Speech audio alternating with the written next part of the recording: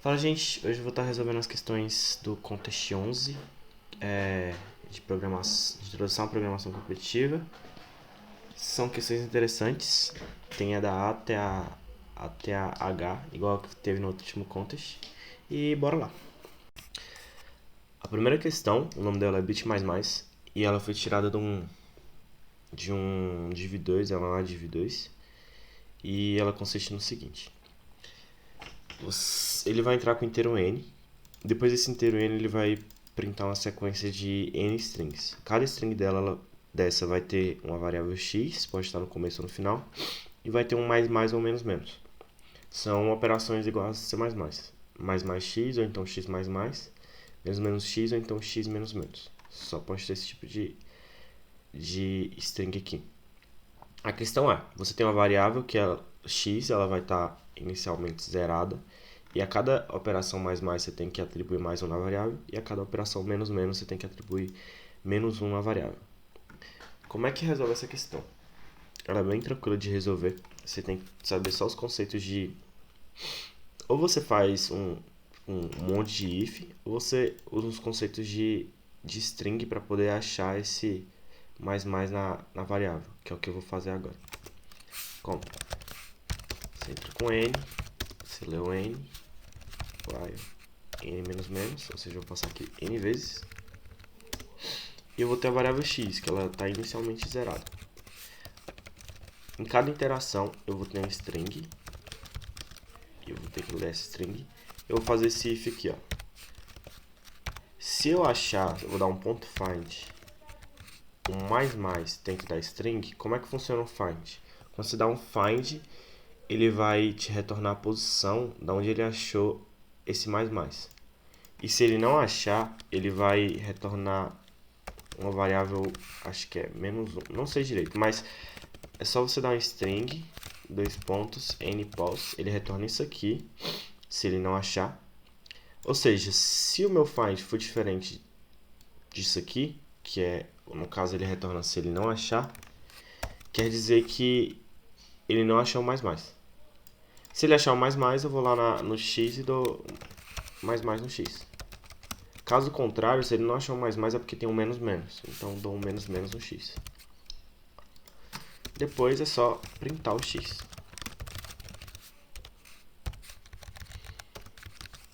Testar. Primeiro exemplo.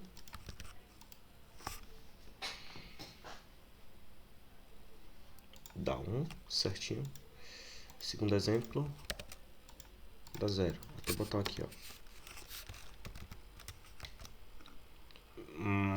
X mais x, menos x e x menos 4 aqui. Que são todas as possibilidades. Tem que dar 0 também. Certinho deu 0. Agora é só mandar.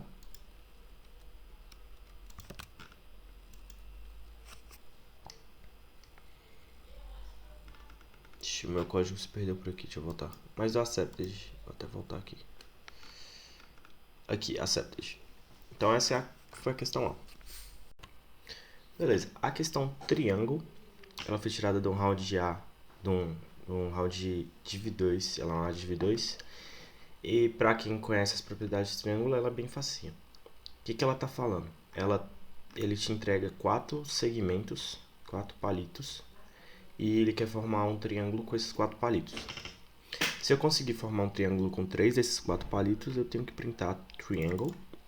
Se eu conseguir formar um segmento, que é um triângulo degenerado, eu printo segment. Caso contrário, se não dá para formar nenhum dos dois, vou printar impossible. Beleza. Para resolver ela, você tem que saber umas propriedades de triângulos, que é a seguinte. Eu tenho 3 segmentos no triângulo, então um daqueles segmentos lá vai ficar sobrando. São segmentos A, B e C, que eu vou chamar aqui. Para um triângulo acontecer, para isso aqui formar um triângulo, o meu segmento C tem que ser menor do que a soma de A e B. Também, o meu segmento B tem que ser menor do que a soma de A e C. E o meu segmento C tem que ser menor do que a soma de A e B. Tem algum aqui errado. Esse aqui, pera, fiz bosta.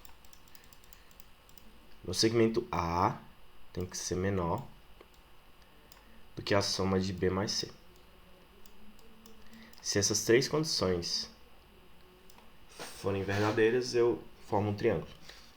E o que é um segmento? Um segmento é quando eu tenho um triângulo onde o maior lado, vou chamar aqui de A, é igual à soma dos outros dois. Ela forma um segmento. Eu estou fazendo aqui separado, mas ele fica literalmente um segmento. O segmento é formado quando um dos lados é igual à soma dos outros dois. Isso é um segmento e isso é um triângulo. Visto isso, fazer a questão ficar um pouco mais fácil. Como eu vou fazer? Primeiro eu vou ter uma função que vai receber 3 valores e vai verificar se aquilo pode formar ou não um triângulo. Vamos lá, triângulo, vou receber A, B e C.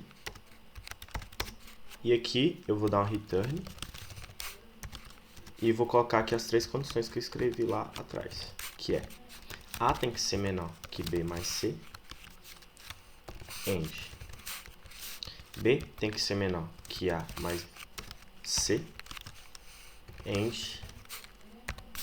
C tem que ser menor do que A mais B. Vou verificar se está certinho. A, B, C, A, B, C, A, B, C. Certinho. Agora eu tenho uma função booleana também que vai verificar se dá para formar um segmento. Vai receber 3 valores.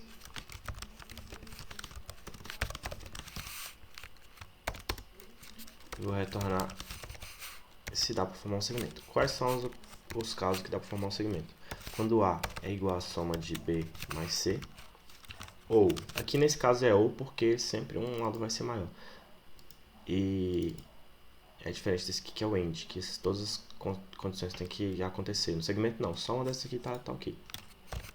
Ou B tem que ser igual a A mais C, ou C tem que ser igual a A mais B. Se uma dessas condições acontecer, eu tenho um segmento. Só ajeitar aqui. Beleza. Eu tenho as duas funções que calculam. Agora eu vou ter que ler o input de A, B, C, D, D. Só aí. E eu vou ter duas variáveis que vão ser chamadas de tree e seg, que vai ser as variáveis booleanas que vão verificar se eu consigo formar um triângulo ou um segmento. Inicialmente, elas vão ser falsas, porque inicialmente eu não consigo. Mas depois que eu fizer as verificações, eu posso conseguir, talvez. Vamos lá. Vou fazer esse truquezinho aqui, ó. E vou explicar o que ele faz. Triângulo ABC. Vamos lá, eu vou escrever várias vezes isso aqui e vou testar com vários valores. Quando eu testar com cada valor, essa variável aqui, do nada, ela pode ficar true. Vamos supor que no primeira testagem ela fica true. E o que eu faço para manter esse true para frente? Eu boto um ou aqui, porque se ela for falsa e a minha condição for true, eu vou atribuir o true para a variável. E se ela for true e as outras forem falsas, não importa o que vai do resultado das outras, que o meu triângulo vai ser true a vida toda. Ou seja, desse jeito você testa isso, ou isso, ou isso, ou isso, sem fazer uma linha gigante aqui de false. Vamos lá, todos os casos são ABC, ABD, ACD e BCD. Esses são todos os casos, se não me falha a memória. Para o seg é a mesma coisa. Seg ou segment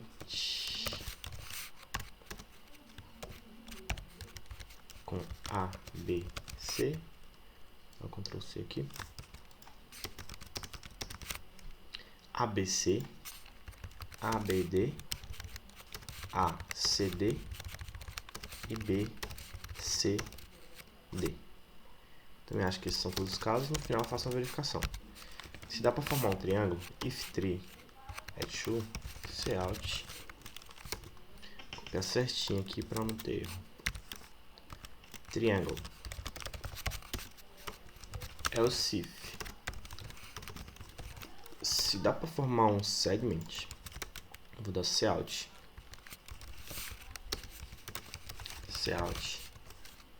segment, else, se não dá nenhuma dessas, cout, impossible.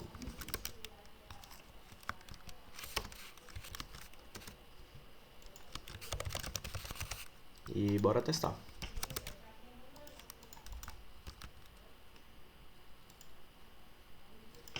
Tem aqui o caso 1 já. Triângulo, certinho. Caso 2. Segment, certinho. E o caso 3. Na impossible.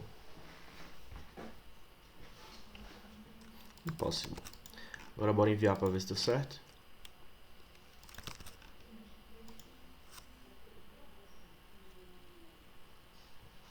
Accepted. Então essa foi a questão triangle. Beleza. Agora a questão theater square, ela apresenta um conceito muito interessante que é bom levar para outras questões que você for fazer. Vou explicar a primeira questão antes de falar disso. A questão ela fala que no teatro lá, eu acho que é teatro, tem um quadrado de n por m metros e você tem vários pisos que eles são de A por A. Eu quero cobrir todo o chão do teatro e eu quero descobrir quantos pisos eu preciso usar. Não é permitido quebrar o piso e também não é permitido você cobrir uma parte só. Por exemplo, nesse caso aqui, eu vou fazer o desenho do primeiro teste. Nesse caso eu tenho um quadrado de 6 ficou horrível, pera. Tem um quadrado de 6 por 6 e o meu azulejo lá, ele é de tamanho 4. Ele é 4 por 4. Ou seja, se eu usar só um azulejo não tem como. Eu vou ter que usar mais um azulejo pra cá, mais um azulejo pra cá e mais um azulejo pra cá, no total de 4 azulejos. Se eu pegar o 6, todo mundo faz isso, eu acho que a primeira coisa que você pensa. Se eu pegar 6 dividido por 4, vai dar 1, alguma coisinha lá. E nesse caso aqui eu não vou usar um azulejo, eu vou usar 2. Ou seja, para resolver essa questão, você simplesmente tem que pegar o teto da divisão desse pelo tamanho do azulejo, o teto da divisão desse pelo tamanho do azulejo. Que eu vou pegar a largura e a altura. Como é que eu faço o teto da divisão disso aqui? Você tem uma função em C++ chamada scale, que ela usa double, só que eu prefiro fazer o teto de outro jeito, do jeito que você não vai fazer a operação com double, porque a operação com double é custosa. Nesse caso não vai fazer diferença, porque a questão, o tempo limite dela não vai ser um problema, mas para outras questões isso aqui pode ser útil. Primeiro eu vou usar long long. Por que eu vou usar long long? Porque esse valor aqui vai até 10 a nona, e eu posso ter uma largura e uma altura de 10 a nona. E se eu multiplicar 10 a nona por 10 a nona, isso aqui vai estourar o tamanho do int, que ele só vai até 2 vezes 10 a nona. Então vou ter que usar long long. Using ll igual a long long. E eu vou declarar aqui uma função scale. O que essa função vai fazer? Ela vai pegar um long long a e um número b e vai retornar o teto da divisão. Como eu faço isso? É só fazer return a mais b menos 1 sobre b. Como isso aqui é a divisão inteira, ela sempre vai arredondar para baixo, sempre. Se eu fizer isso aqui no 6 por 2 com 2 inteiros, ele não vai me retornar 1, alguma coisa, ele vai me retornar 1. E quando eu faço 6 mais 4 menos 1 sobre 4, isso daqui vai dar quase 4, só que não vai dar 4. Ou seja, se tiver algum inteiro aqui que eleve a minha divisão para cima, no caso aqui, o exato seria 4 sobre 4. Aí está sobrando 2. Se está sobrando alguma coisa aqui, ele vai elevar a divisão. Sério. É meio lógico. Quando você pega para pensar, isso aqui vai dar 2. Que vai ficar 10, 9 sobre 4, que vai dar 2. É isso. 2, alguma coisa, só que como é a divisão inteira, ele vai deixar em 2. Então isso aqui é o seio. Isso aqui é o teto da divisão. É assim que faz. E vamos lá, agora é só ler o input, int não, long, n, m, e a, que é o tamanho do azulejo. Você lê o n e o a. E você vai declarar a sua largura, que é w de weight. Vai ser o teto da divisão de m por a. Você vai declarar a sua altura, h, que vai ser o teto da divisão de n por a. Depois é só dar um cout w vezes h. E bora testar isso aqui. Vamos lá. 644.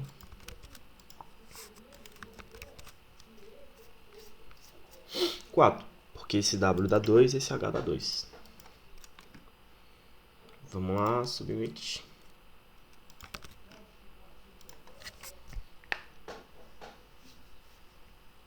Accepted, da accepted a gente aparecer aqui. É accepted. Essa foi a questão Theatre Square. O nome da próxima questão é Effective Approach. Ela é uma bit div 2, ela foi tirada do round 140. E ela consiste no seguinte: eu tenho um vetor de n elementos e eu tenho duas meninas lá, Vaia, não sei pronunciar, e a Petra. Eu vou chamar de V e P, a V e a P. Cada uma delas vai fazer uma busca linear nesse vetor. Só que uma delas vai fazer a busca linear partindo do começo e indo para o final, tipo, indo do 0 até o n. E a segunda vai fazer uma busca linear do n, o 0, vai ser o contrário. E elas estão querendo saber qual delas é mais eficiente na busca linear, qual delas faz menos operações.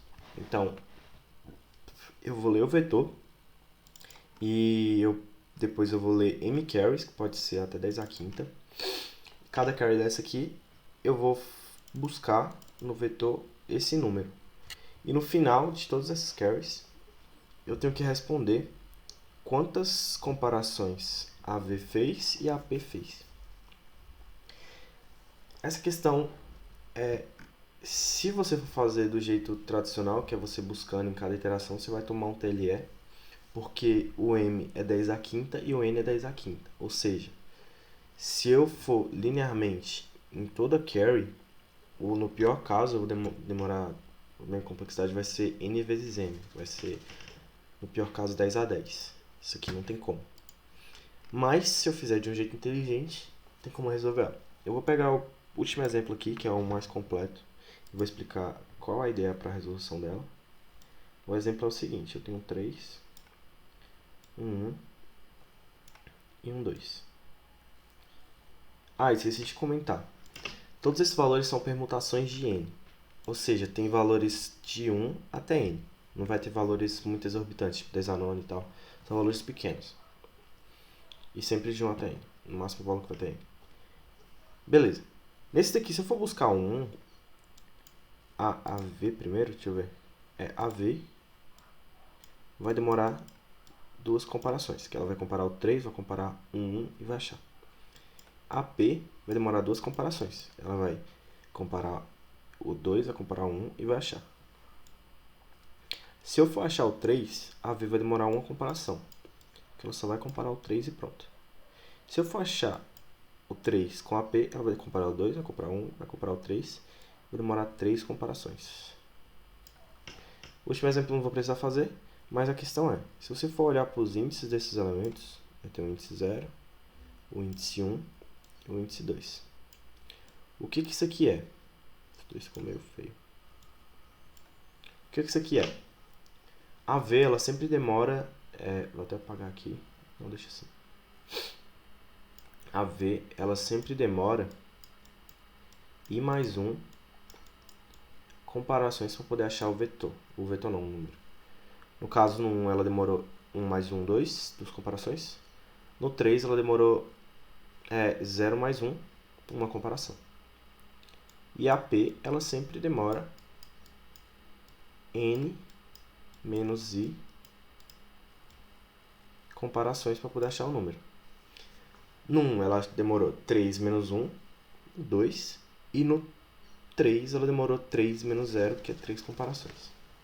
Visto isso, a gente não precisa fazer uma busca linear no vetor todo. A gente só precisa saber o índice dele e achar. Tipo, você sabe o índice dele, joga nessa formulazinha e resolve. É bem tranquilo. Como é que roda isso? E tem um detalhe. Quando eu estou somando todos esses valores aqui, isso aqui pode extrapolar o long long. Ele até dá a dica aqui, ó. Por favor, use um inteiro de 64 bits, no caso long long, na hora que estiver fazendo a conta, porque pode extrapolar. Nem toda questão fala isso, você tem que ver por si só. No caso, a soma de... O pior caso, eu vou somar 1 mais 2 mais 3 mais 4 até n. Então, no pior caso, vai ser o somatório de 1 até n de 10 à quinta. Isso aqui passa de 10 a 10. Então, vamos lá. Eu vou usar long long, então vou deixar essa lacra aqui. Use LL. Long long. Vou usar long long em tudo. Vou ler o n, vou ter um vector de long long vs tamanho n. Eu vou também ter um segundo vector aqui, vector de LL, do tamanho chamado IDX, e o tamanho dele vai ser n mais 1. Por quê? Porque eu vou armazenar os índices de I. Vai ser de 0 até n. Tipo assim, vai ser 0, ele vai ter 0, 1, 2 e 3. Então o tamanho dele vai ser n menos 1. Vou mostrar aqui na hora que estiver lendo que fica mais claro. Int igual a 0, I menor que n, mais 2i. Primeiro eu vou botar 100 no VSI. E depois eu vou falar que o IDX na posição VSI é igual a I.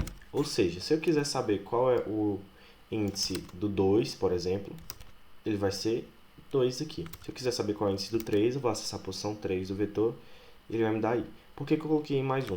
Porque como aqui é indexado em 1, o último valor extrapolaria a memória se eu botasse N. Porque índice mais ele é indexado em 0. Só botar um mais 1 aqui, sem problema, e tchau. Depois eu vou ler um M. Ele não precisa ser long long.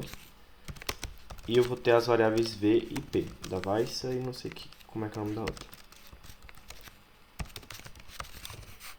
E a cada iteração, eu vou receber um inteiro X. Vou receber um inteiro X. E eu vou falar que o meu I vai ser o I dx, o índice do X.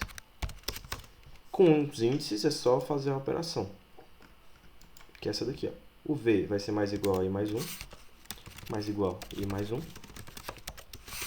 E o P vai ser mais igual a N menos 1. P mais igual a N menos 1. No final ele pede para mim printar o V e o P. Tá difícil. E o P. E eu acho que é isso.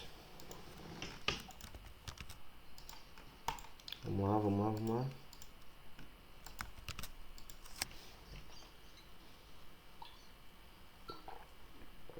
Primeiro exemplo, 1.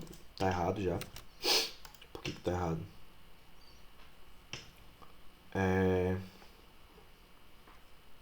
Aqui eu botei 1. É N menos I. Aí.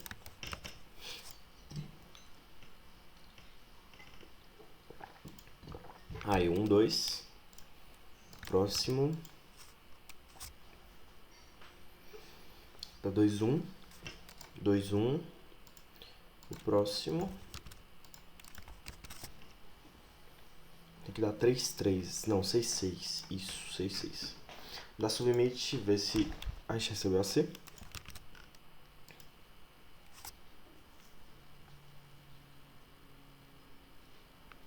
Accepted. Então essa foi a questão effective approach.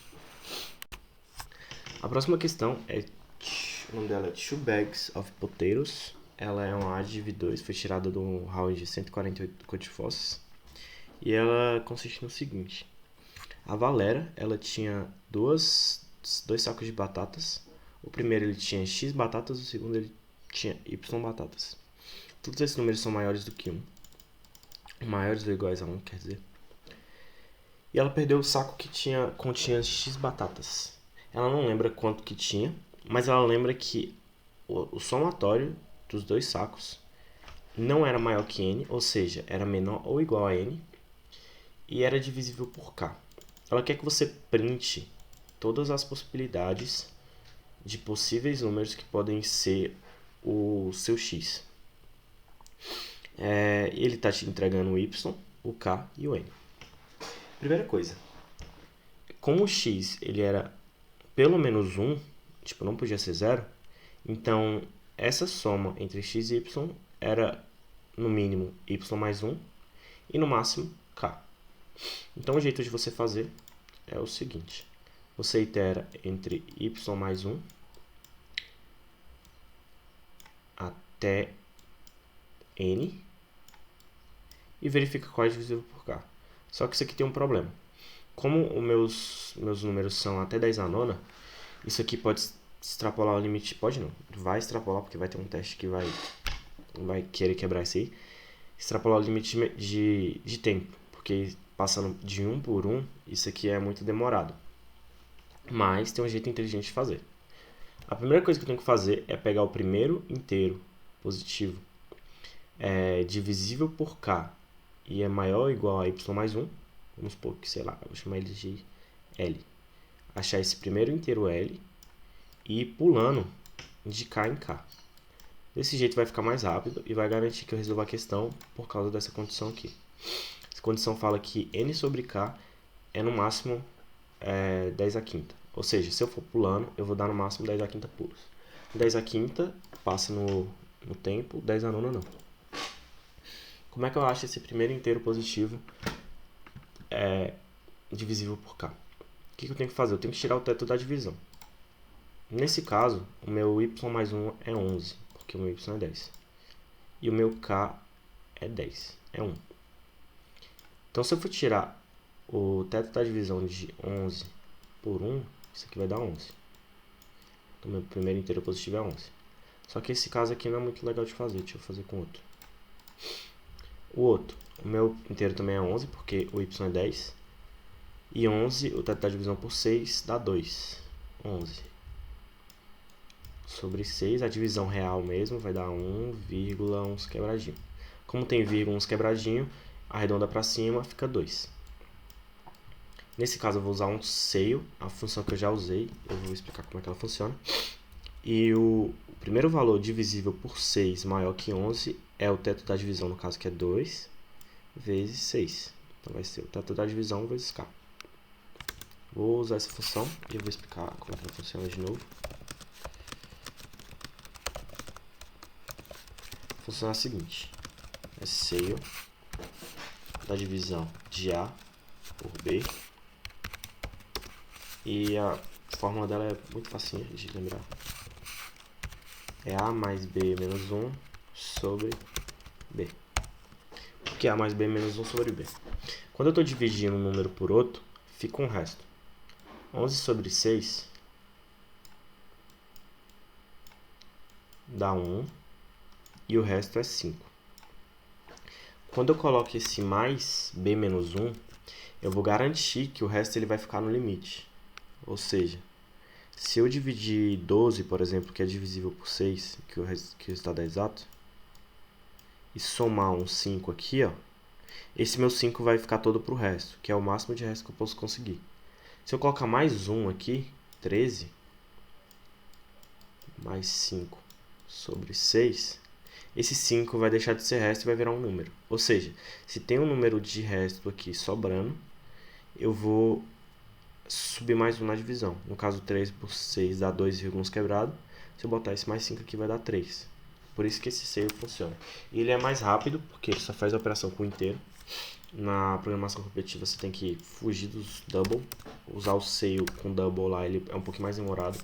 Não vai ser alguma coisa que vai tirar essa questão aqui de você, mas é bom fugir do double. E vamos fazer a questão, é só isso. Vamos lá, só ler os valores. Y, K e N, Y, K e N, Y, K e N. E esse meu valor L ali que eu tinha falado vai ser igual a K vezes o sale de K mais de Y mais 1 por K. É isso. Se já tem uma condição aqui. Se esse meu valor já for maior que o meu N, ou seja, eu não vou nem entrar no for, ele pede para printar menos 1. Nesse caso aqui o valor é 11 e 11 é maior que 10, então ele nem entra. Então, if L maior que N, cout menos 1 e return 0. Caso contrário, eu vou fazer um for de t de total, começando do L. O t vai ter que ser menor ou igual a n. E o t vai ser mais igual ao k. E aqui eu vou dar um cout no total menos o y. O que é o total menos o y? É o x, é o que ele está pedindo. Total menos o y. Vou botar um espacinho no final.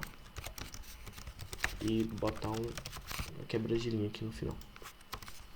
Vamos testar.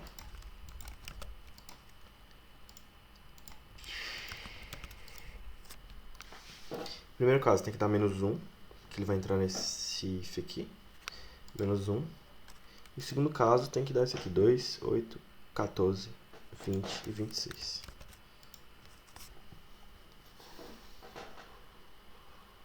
Dois, 8, 14, 20 e 26. É isso. Vamos enviar e ver se a gente consegue assim.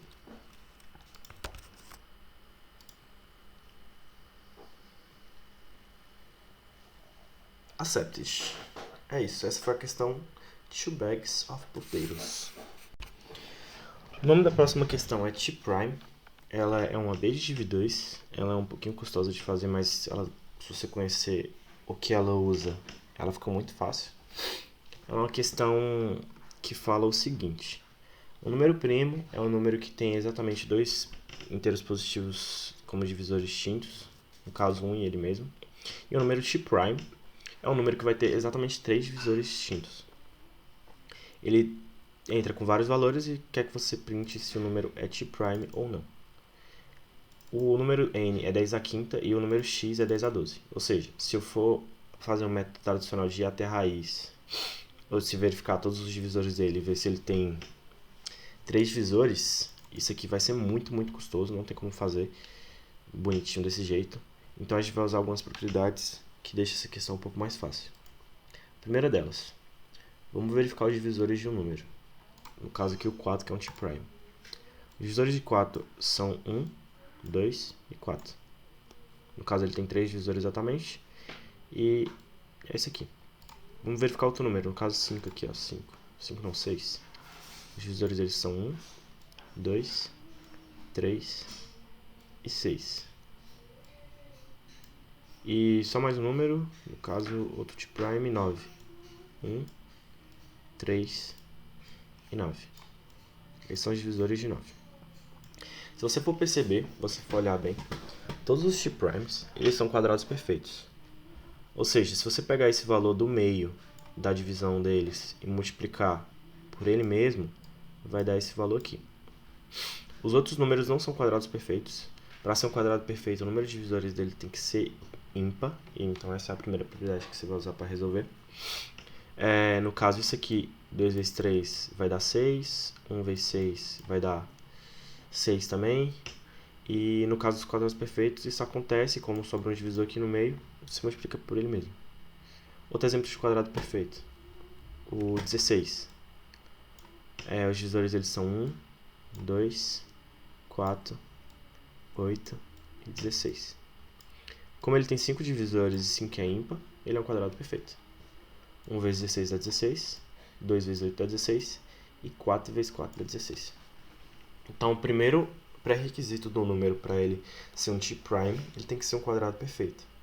E por que o 16 ele é um quadrado perfeito, mas ele não é um T'? No caso, ele tem 5 divisores. Por quê?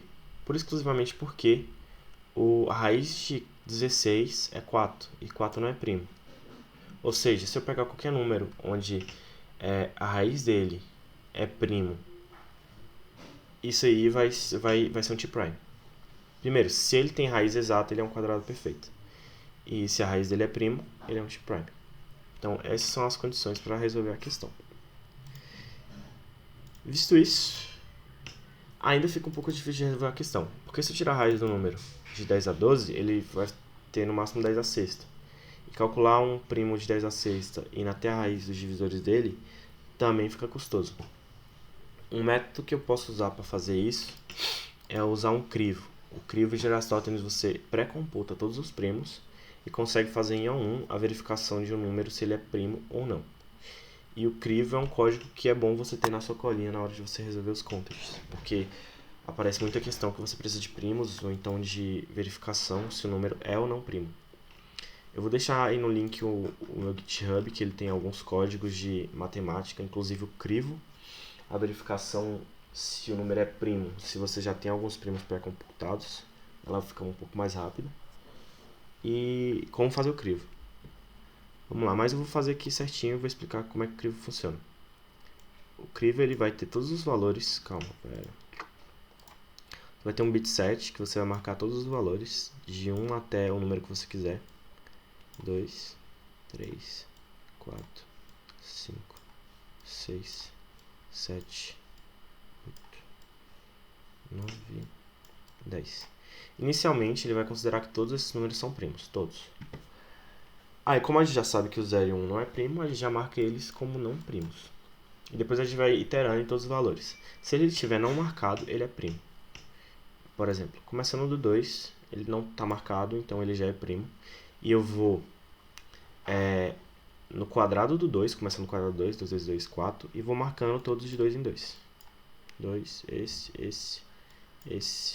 esse. Beleza. Todos marcados, eu vou para o 3.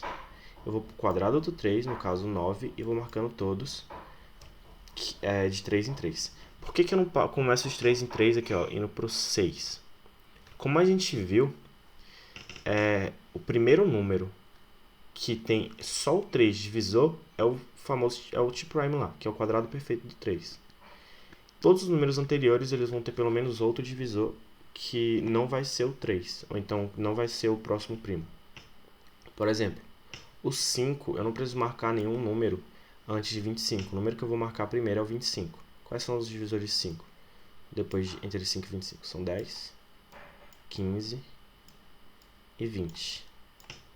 Esse número já foi marcado pelo 2, esse número já foi marcado pelo 3, e esse número também já foi marcado pelo 2. Eu não preciso marcar nenhum número até antes do quadrado perfeito dele. Então o código vai ficar assim. Vamos lá. Primeiro eu vou definir um número máximo. Tem um define aqui antes. No caso, como eu quero os números da raiz de 10 a 12, o máximo que eu vou ter aqui vai ser 10 a sexta. Então eu vou definir o meu máximo como 10 a sexta. É 1, 2, 3, 4, 5, 6. Esse é o meu máximo. E vou declarar um bit set, que é onde eu vou marcar os números, desse tamanho, e o nome dele vai ser isPrime.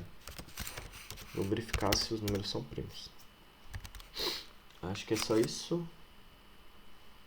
E vou chamar a função void_siev, que é o crivo de Aristóteles. Aqui dentro, a primeira coisa que eu vou fazer é dar um isPrime.set. Eu vou setar todos os meus valores aqui, inicialmente como primos. Todo mundo é primo até que se prove o contrário.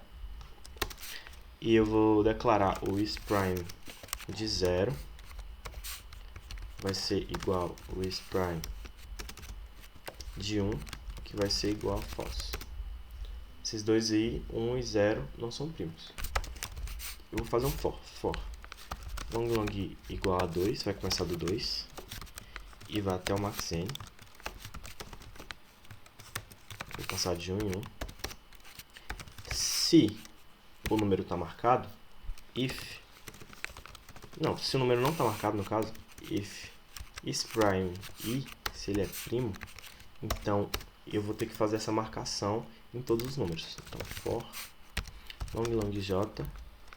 Eu vou começar do i vezes i. Igual eu falei, eu não preciso começar do i, nesse aqui. Vou começar do quadrado dele. J menor que max n. E j mais igual a i. Eu vou pulando de i em i e vou marcando todos. Is prime j igual a false. Esse é o crivo. Código aqui, ó, muito pequenininho. Tem o que? Menos de 10 linhas. Aí depois é só chamar ele aqui. E quando eu chamar na main, eu vou estar com esse vetor de isPrime com todos os primos. Se eu chamar isPrime na posição tal, ele vai me falar se o número é primo ou não. Como é que eu verifico se ele é tPrime? Só fazer uma função tPrime com o valor n aqui dentro. Primeiro, eu vou pegar a raiz dele, igual sqrt de n. Vou verificar se a raiz deu exata, se x vezes x é igual a n, se deu exato, e o meu x é primo, if isPrime x, vou dar um return true. Se ele é um quadrado perfeito e a raiz dele é prima, então ele é um tPrime. Caso contrário, return false. Beleza. Agora é só ler o input e resolver. Eu vou ler um n, int n, sem n, for int igual a 0, e menor que n, mais ali. Eu vou ler o inteiro x. Se é tPrime o x, eu vou dar out yes. Caso contrário, out no. Vamos verificar se esse código funciona.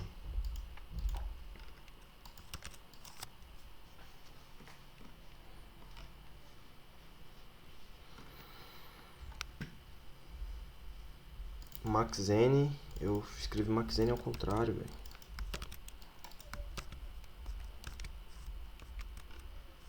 Opa, mania de apertar Ctrl S. Aí, yes, no, no.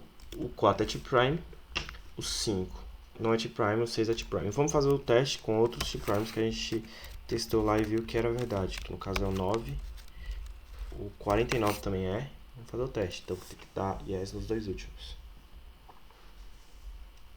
Isso. Agora vamos enviar para ver se dá certo. Submit.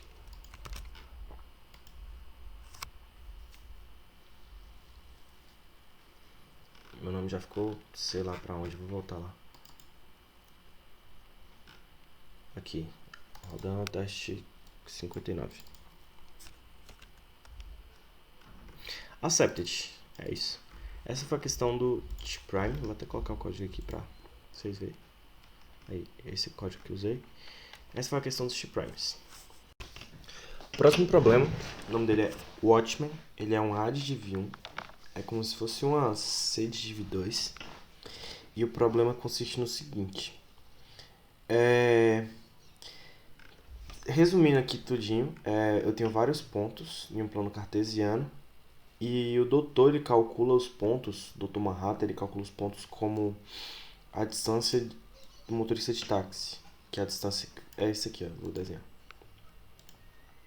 Você pega o módulo entre a diferença entre x e y e o módulo da diferença entre x e y. E o Daniel, ele calculou a fórmula normal, que é a distância euclidiana. A distância do motorista de táxi é isso aqui, ó. Tem lá um plano cartesiano. Opa! Eu tenho aqui um plano cartesiano. Eu tenho um ponto aqui. Eu tenho um ponto aqui.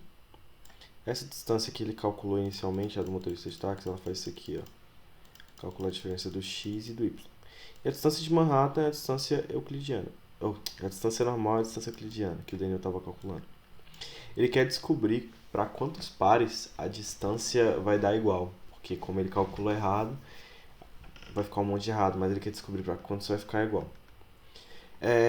A sacada dessa questão é muito fácil de entender.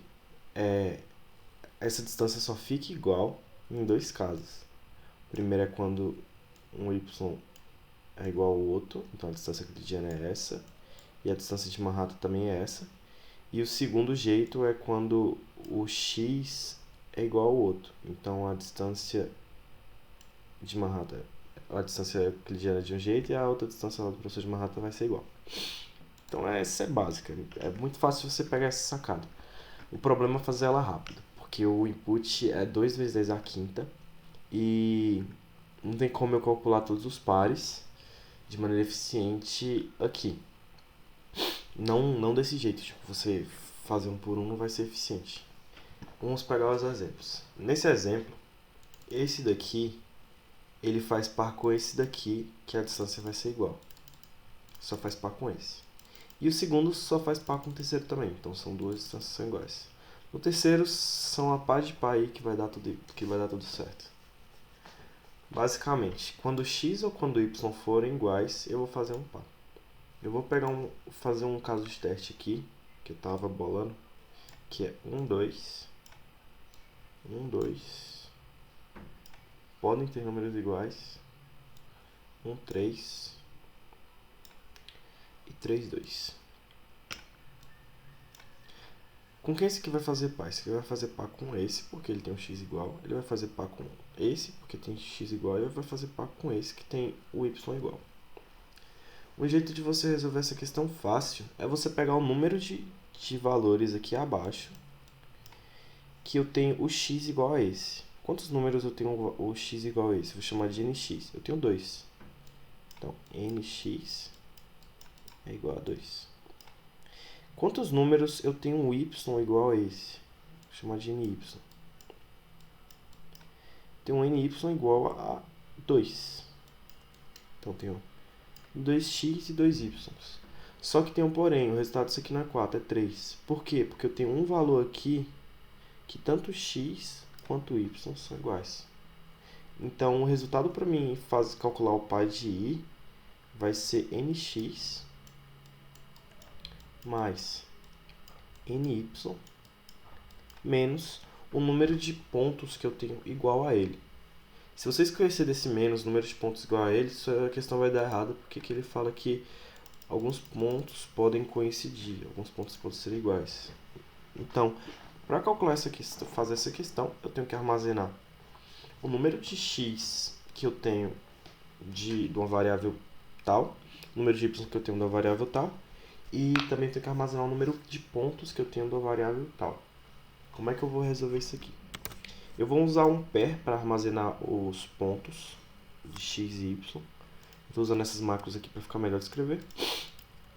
A do long eu acho que eu não... vou precisar do long sim. Beleza, então eu vou ler o input. O input int n, sem n. Vou declarar um vector de pair de int. E vou ler. Auto invs sem p.first p.second. Como é que eu vou armazenar esses pontos aqui? Quantos pontos x eu tenho, quantos pontos y eu tenho de cada um. Eu vou usar uma estrutura no C++ chamada map. Que o map, no caso, vai ser de int, para armazenar o número de x. Eu vou chamar de nx. E um map de int para int de ny. Inicialmente os valores aqui começam zerados. Na verdade não tem valor aqui dentro. Mas se eu for chamar, por exemplo, um valor daqui de dentro e chamar nx de p.first, como não existe valor aqui, ele vai atribuir o valor 0 a essa variável. E toda vez que aparecer um novo número aqui, eu tenho que aumentar essa variável. Então, eu vou fazer mais nx, isso aqui. Como inicialmente não existe, por exemplo, nesse input aqui ele vai ler esse daqui e vai acessar um map na posição 1 do nx de 1. Inicialmente não tem nada lá, então ele vai atribuir um 0. E como eu estou dando mais, ele vai ficar 1. E vou dar mais no ny de p.second. Ainda falta mais um map, que é um map de...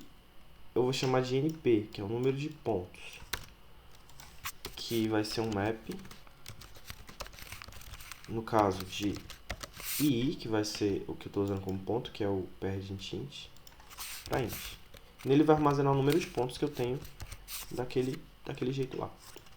Então, mais np de p, que é o ponto.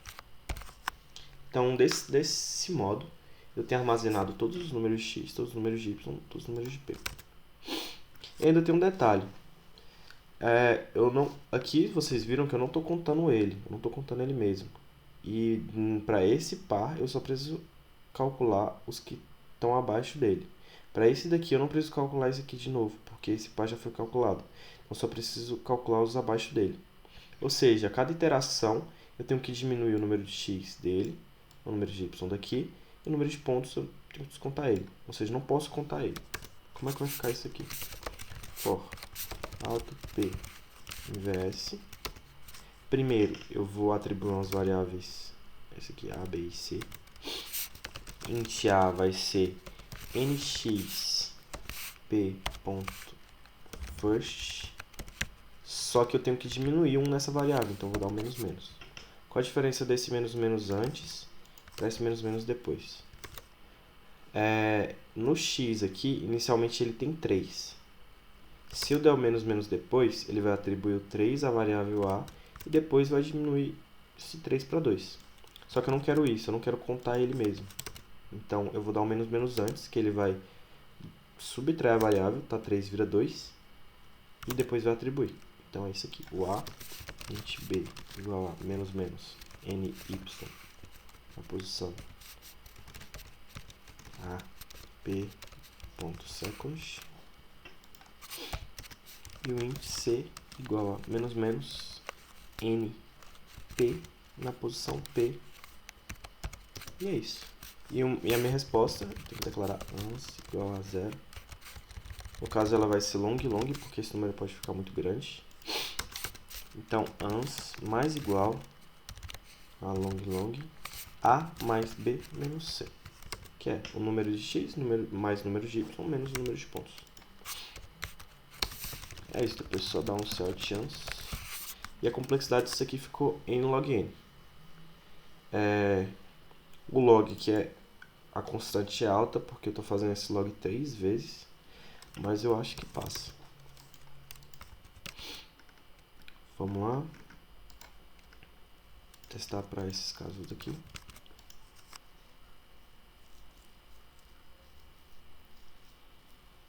Dois certinho. Agora esse daqui.